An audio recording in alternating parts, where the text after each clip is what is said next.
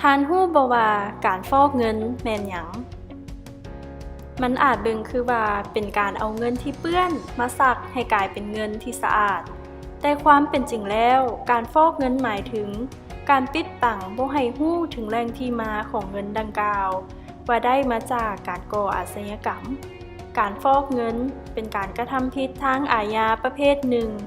เงินที่ได้มาจากการก่ออาชญากรรมหรือเอิ้นว่าการกระทำผิดต้นนั้น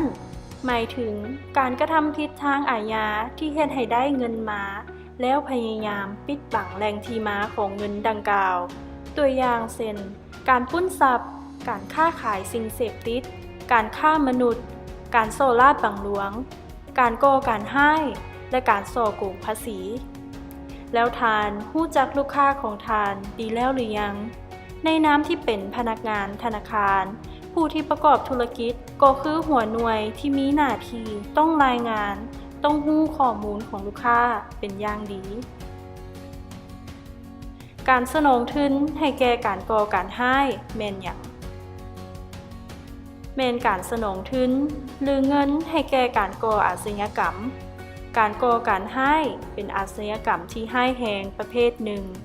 การต้านการสนองทุนให้แก่การก่อการร้ายแม่นการจำกัดบ่ให้เงินตกอยู่ในกำมือของผู้ก่อการร้ายสปป.ลาว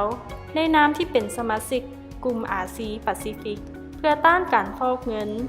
สปป.ลาวแม่นได้ปฏิบัติตามมาตรฐานสากลในการต้านการฟอกเงินและการสนองทุนให้แก่การก่อการร้ายสำนักงานข้อมูลต้านการฟอกเงินเป็นภาคส่วนหนึ่งของธนาคารแห่งสปป.ลาวสนับสนุนโดยรัฐบาลลุกเซมเบิร์กรัฐบาลแคนาดาและสถาบันช่วยเหลือทางด้านกฎหมายและวิชาการ